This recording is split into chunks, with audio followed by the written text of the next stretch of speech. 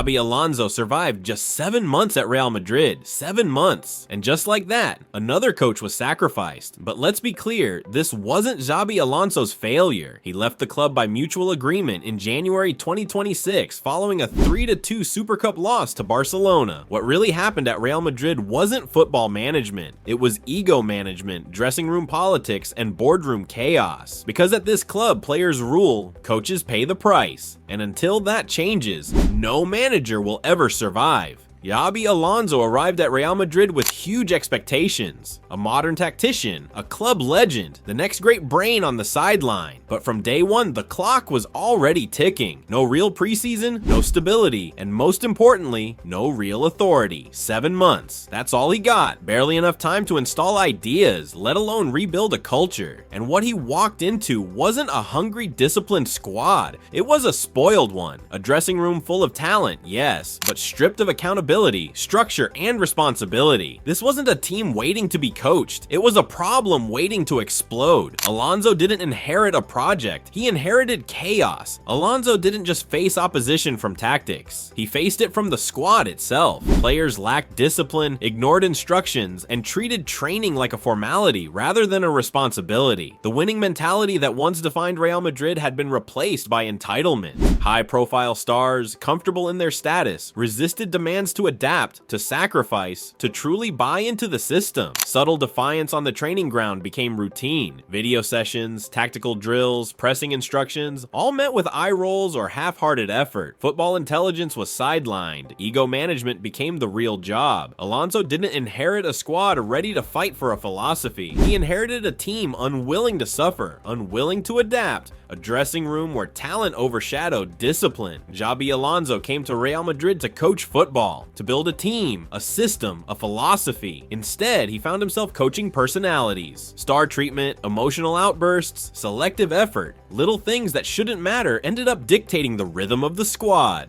Training sessions became battles of will, not drills of skill. The atmosphere turned toxic. Collective spirit, the heart of any great team, began to fray. Even the board sometimes undermined him. When players resisted, they weren't disciplined. Authority was diluted. At Real Madrid, it became clear the coach doesn't manage tactics. He manages egos. And when the egos win, the tactics lose. The problem wasn't just the players. It was the structure of the club itself. At Real Madrid, the board empowers players over coaches. Authority flows downward, from president to stars, and never upward. Xabi Alonso wasn't the first to face this. Zidane, Ancelotti, Alonso. The pattern repeats. Coaches arrive with prestige, vision, and experience, and leave isolated, unsupported, and second-guessed. The board's decisions often shield high-profile players, even when their actions clash with the coach's plans. And without backing, even the most elite manager struggles to impose a system. Florentino Perez has built a club where players feel untouchable, and coaches feel powerless. Tactics, discipline, and structure take a back seat to egos and star treatment. At Real Madrid, the scoreboard is not the only battlefield. It's the struggle for authority, and the board has already chosen sides. When individual talent is prioritized over structure, chaos follows. Real Madrid's squad had stars in every position, but no collective identity. Players openly ignored instructions, picked their moments to run or press, and left Alonso scrambling to impose order. Results suffered. Big games slipped away. The coach was blamed, and the cycle repeated itself.